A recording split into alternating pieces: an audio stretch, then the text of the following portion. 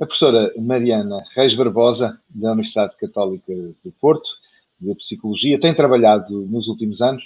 de uma forma muito próxima, com um projeto do professor Zimbardo, Heroic Imagination Project, que nos abre uma janela muito importante para as questões da empatia e do desafio da resposta que somos chamados a dar ao mundo à nossa volta. Mariana, o que é o Heroic Imagination? Como é que este projeto nasce na tua vida e como é que nos traz uma oportunidade de entendermos esta relação com o outro a partir deste sentido empático? Olá, boa tarde. Então, o Heroic Imagination nasce de uma tentativa do Philippe Zimbardo, que é um psicólogo que ficou muito conhecido nos anos 70,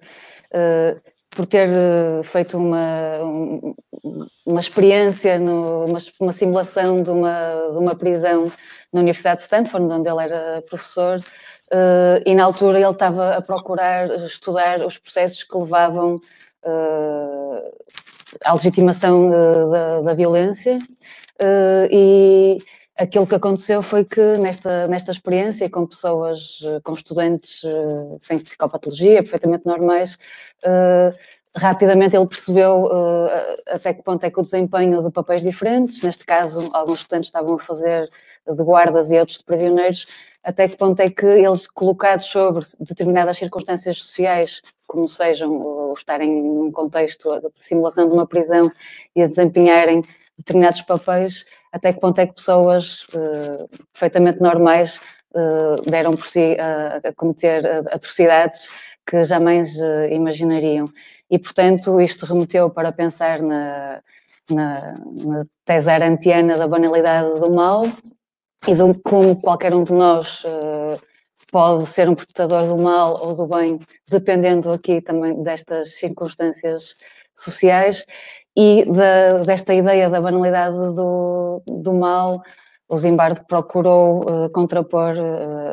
a esta ideia a banalidade do bem, chegando então a esta banalidade do heroísmo, num sentido de que qualquer um de nós pode ser um herói comum e a maneira de nós conseguirmos desempenhar este heroísmo comum passa por estarmos atentos e conhecermos estes processos sociais que nos podem, de facto, levar a fazermos coisas que vão contra aquilo que nós achamos correto. E, portanto, o Heroic Imagination passa por, e o objetivo é procurar traduzir, no fundo, para uma linguagem acessível ao público comum os conhecimentos da psicologia social sobre os processos que nos levam ao conformismo, à obediência à autoridade e que, no fundo, nos levam a sermos passivos àquilo que é chamado na psicologia o efeito bystander, o efeito espectador. Nós estamos muito diariamente no nosso dia-a-dia a passar por situações e a sermos espectadores face ao sofrimento das outras pessoas e isto deve-se muito a uma série de processos como sejam o conformismo, por exemplo, ou o medo do efeito spotlight, de sermos diferentes, e um treino e uma atenção sobre estes processos pode levar-nos a conseguirmos mais facilmente contrariá-los e sermos mais proativos e atentos ao outro. Numa forma muito concreta, como é que o projeto propõe desenvolver as atividades e tornar cada um mais atento, mais consciente, evitando o tal efeito bystander e não temer também o efeito spotlight, não temer ser diferente e ter a coragem de intervir? Como é que o Heroic Imagination, em termos metodológicos, vai procurando incentivar essa atitude positiva de empatia e de resposta àquilo que são os desafios à nossa volta? Então, em termos internacionais, o projeto tem feito sessões mais curtas e muito dirigidas à população mais adulta, e estas sessões passam... Peço desculpa. E estas sessões passam pela desconstrução do conceito daquele conceito do heroísmo como algo que é só ao alcance de pessoas excepcionais, e esta desconstrução e depois ao mesmo tempo o colocar os formandos a verem alguns vídeos que são muito conhecidos na psicologia social e em que mostram como é relativamente fácil nós cairmos de facto nestes processos, como sejam o conformismo, o efeito bystander, e portanto as pessoas são questionadas e colocadas a verem outros cidadãos perfeitamente comuns a darem por si, a fazerem, a serem bystanders face a possíveis situações em que poderiam ter ajudado ou vídeos sobre o quão facilmente nós nos conformamos, e no momento seguinte, portanto, após esta reflexão, nós percebemos de facto que isto não acontece só aos outros e que cada um de nós passa por uma decisão e eu estar muito atento a estes processos e procurar contrariá-los, passa a uma segunda fase em que se tenta... no fundo, e é aqui que vem o nome do projeto, o treino da imaginação heroica, ou seja, colocar a pessoa, ok, eu agora estou atento, sei que quero agir e vou ser um herói em espera, e portanto passa depois por roleplays em que as pessoas são convidadas a imaginar situações em que um dia pode desacontecer e poderiam ajudar, e imaginarem como é que poderiam fazê-lo da maneira certa, e quais é que seriam os passos a dar para efetivamente ajudar. Nós aqui em Portugal estamos sobretudo a fazer este projeto, estamos a adaptar este projeto para trabalhar com populações mais jovens, portanto fizemos isto com adolescentes, e o nosso projeto mais recente foi uma parceria com a Cruz Vermelha portuguesa, em que estamos a combinar estas sessões sobre despertar para consciencializar para este efeito bystander e, portanto, despertar a atitude do ser o herói em espera, e depois a Cruz Vermelha, como faz os chamados primeiros socorros, formação em primeiros socorros psicológicos, no fundo mostra como efetuar de uma maneira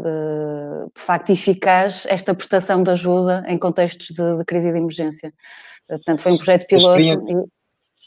Sim, sim. Da experiência internacional, Mariana, já há um histórico do projeto. Que evidências de impacto, como é que os participantes nestas várias dinâmicas vão vivendo, o que é que vai sendo registado de transformação como aquisições importantes deste projeto? O que é que nos podes partilhar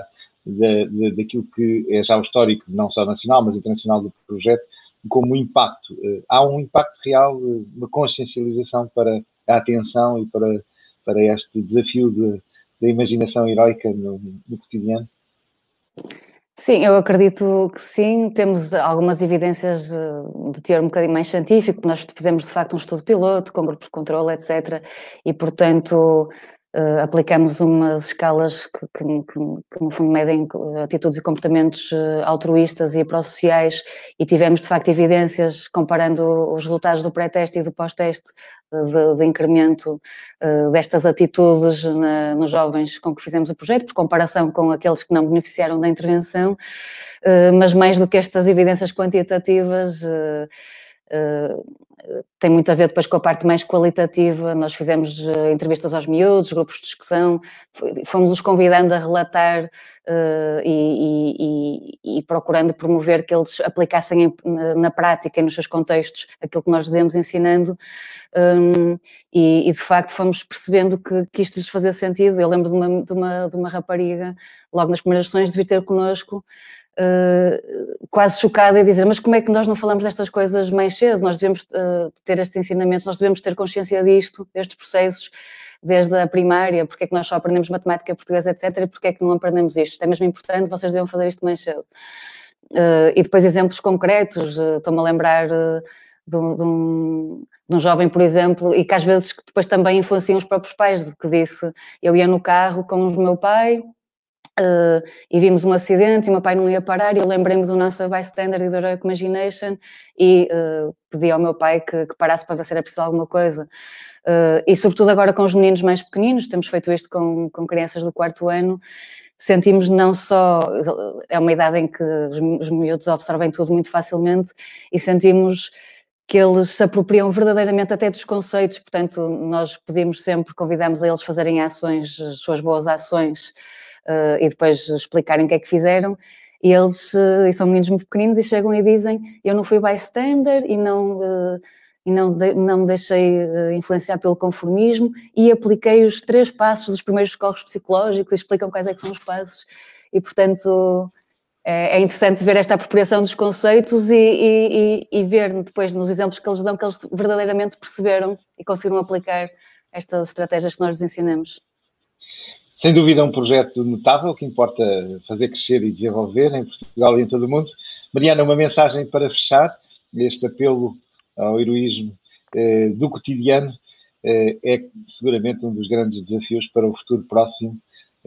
As palavras de encerramento desta nossa conversa, Mariana, a mensagem para o futuro.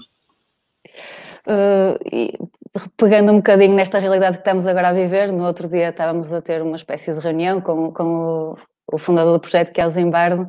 e falávamos do interessante que é neste momento, nós que apelamos de facto às pessoas, o ser herói é não ser passivo, e estamos agora numa fase em que ser herói, ironicamente, também passa por fazemos o esforço, por exemplo, estamos nas nossas próprias casas, não é? Nesta fase, nestes tempos de Covid, e portanto estamos de facto numa fase desafiante e em que todos nós estamos a sentir mais do que nunca a importância da atenção ao outro, da empatia, da interconexão que temos todos. E de facto acho que este conceito de que o heroísmo tem muito a ver com pequenas coisas e com pequenas ações, numa fase como esta em que se calhar o ser herói está ao alcance de fazer a coisa certa e ficar quietinho em casa, acho que ainda mais facilmente nós percebemos esta lógica de ser herói não é nada de excepcional, ser herói é estar atento ao outro. Obrigado, Mariana. Heroic Imagination Project, um projeto internacional que foi fundado e liderado pelo professor Zimbardo e que tem em Portugal uma excelente representante, a professora Mariana Reis Barbosa, da Universidade Católica do Porto. Obrigado. Vamos procurar desenvolver este caminho do heroísmo do cotidiano.